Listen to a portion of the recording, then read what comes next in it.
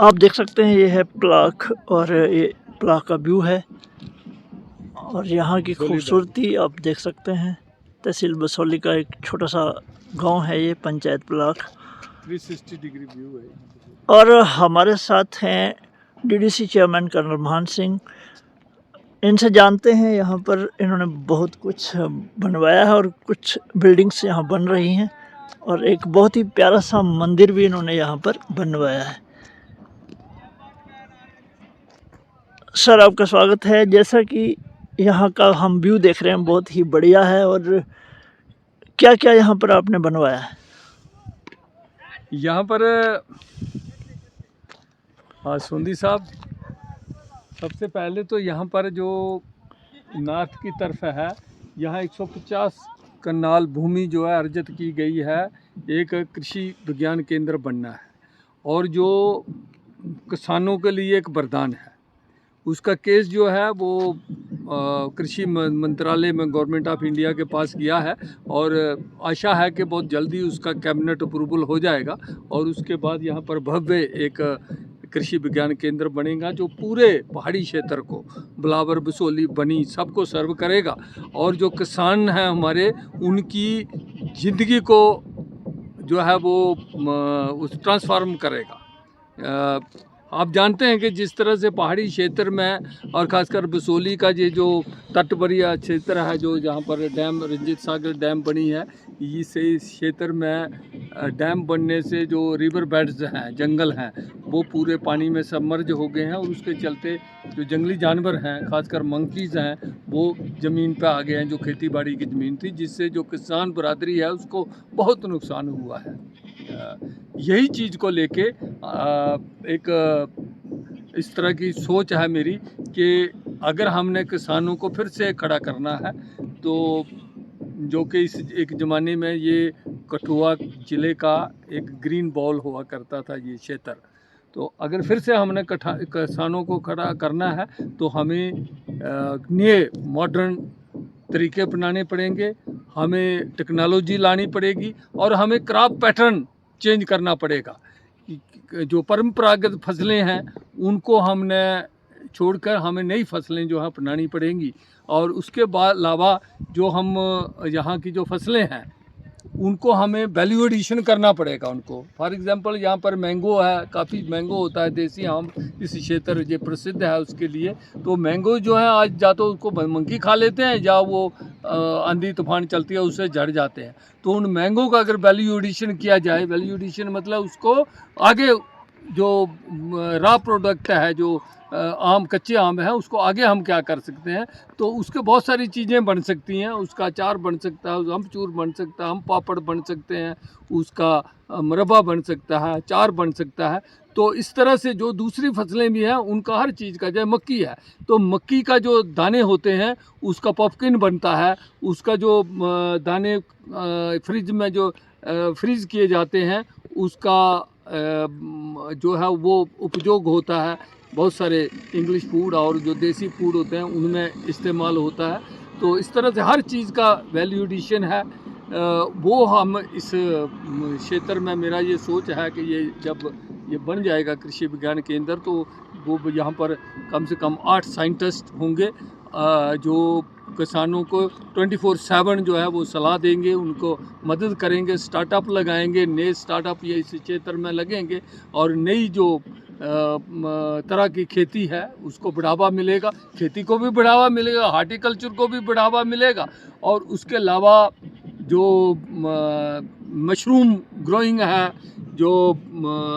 एप्टिकल्चर है, मतलब हर तरह के जो भी खेती बाड़ी से जो भी जुड़े हुए जो पेशे हैं उन सबको यहाँ पर बढ़ावा मिलेगा। इसके अलावा लोगों को यहाँ पर जॉब भी मिलेगा, अच्छे क्वालिटी के बीज यहाँ पर मुहैया कराए जाएंगे और सबसे बड़ी चीज़ जो है किसान को सलाह का केंद्र ये सर्व करेगा पूरे पहाड़ी क्षेत्र में। और जिस तरह से हमारा जिला कठुआ की अलग अलग क्लाइमेट है, हमारा बनी लोहाई मलार में बर्फ़ का एरिया है, ये जो सेमी हिल एरिया है, कंडी का एरिया है नीचे, तो इस सारे क्षेत्र को इसका आने वाले समय में भारी भरकम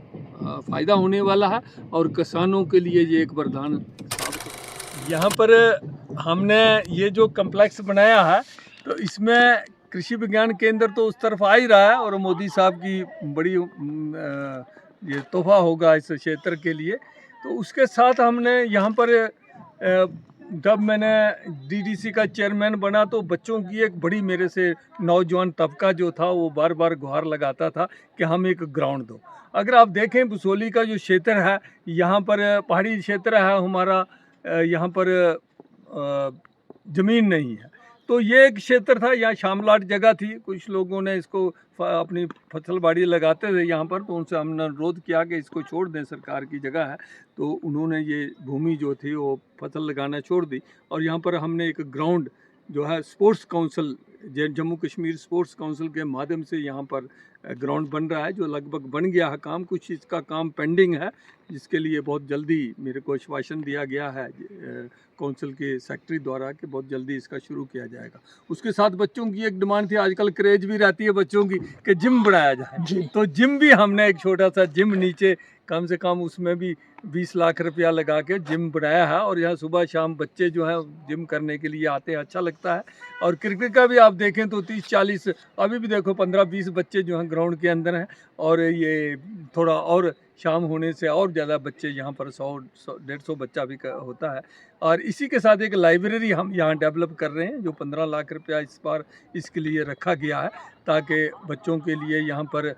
फिटनेस का भी बंदोबस्त हो और उसके साथ उनको अपनी नॉलेज बढ़ाने के लिए भी यहाँ पर किताबों का जखेरा हो। और यहाँ पर कुछ हम वाईफाई लगा के इंटरनेट की भी सहूलियत फराहम करेंगे ताकि ये दूर दराज के बच्चे जो हैं ये आने वाले समय में अपना करियर संवारें और बुलंदियाँ छुएं, ऐसा हमारा प्रयास है। इसी के साथ अगर देखेंगे तो बीच वाला जिस बिल्डिंग के ऊपर हम छत के ऊपर खड़े हैं, यहाँ से देखो पूरी बसोली जो हमारा क्षेत्र है उसका 360 डिग्री व्यू यहाँ से दिख रहा है। तो ये जो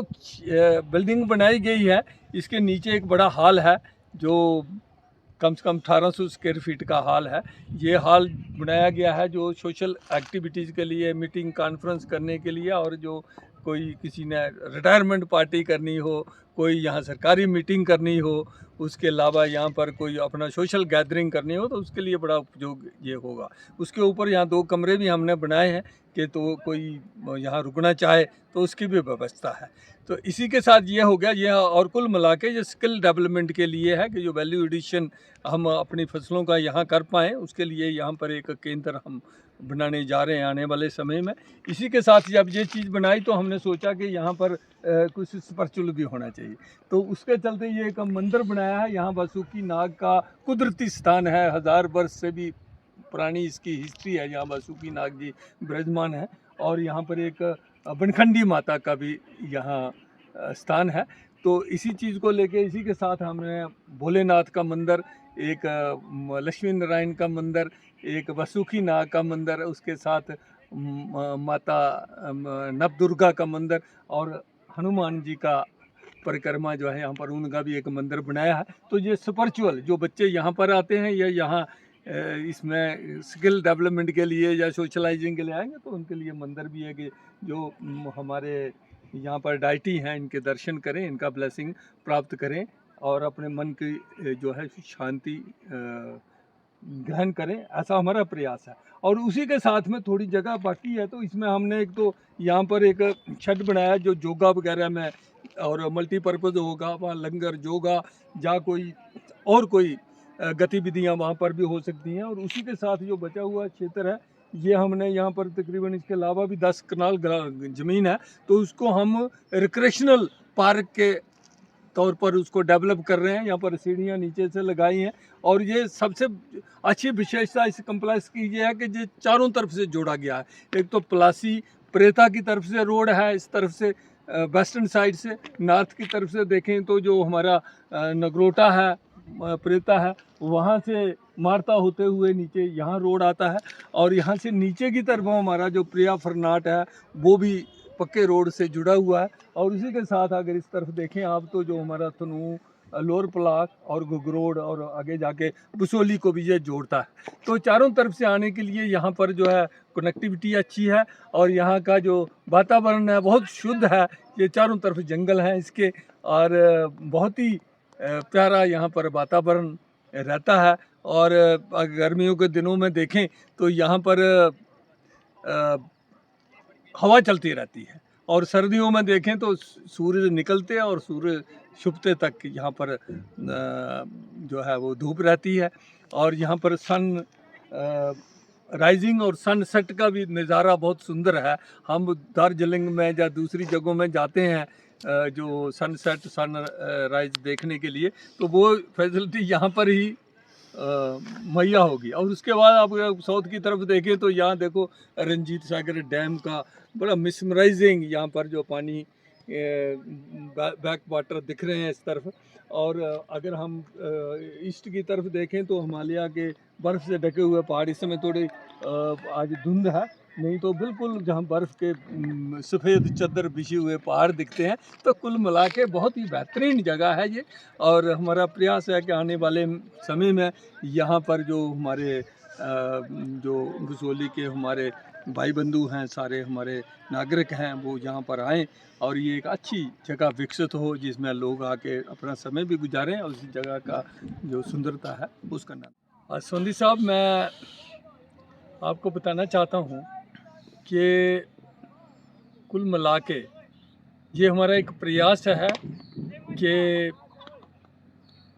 एक अच्छी फैसिलिटी डेवलप करने का, और इसके पीछे मेरा ये विचार है कि ऐसे ही कम्प्लेक्स जो हैं हम दूसरी जगहों में भी रेप्लिकेट करें। जैसे प्लासी में, नगरोटा में, हट में भी हमने एक वहाँ पर CFC बनाया बड़ा सा, उसके बगल में भी ये सारी फैसिलिटी हम क्रिएट करने का प्रयास कर रहे हैं। इस तरह से बूढ़ में, सियालक में और जो बाकी बसोली के जो आउटस्कर्ट्स के एरिया हैं, बसोली बाज़ार है, तो सब जगह इस तरह की फैसिलिटी हम अपने इस एरिया में डेवलप करें ताकि जो लोगों की लिविंग कंडीशन बेहतर हों और एक लोगों के लिए जो रिक्रिएशन के बेहतर साधन हो, और उसी के साथ जो बसोली का एक बहुत बड़ा टूरिज़्म की पोटेंशियल है उसको भी बढ़ावा मिले। जय हिंद, जय भारत।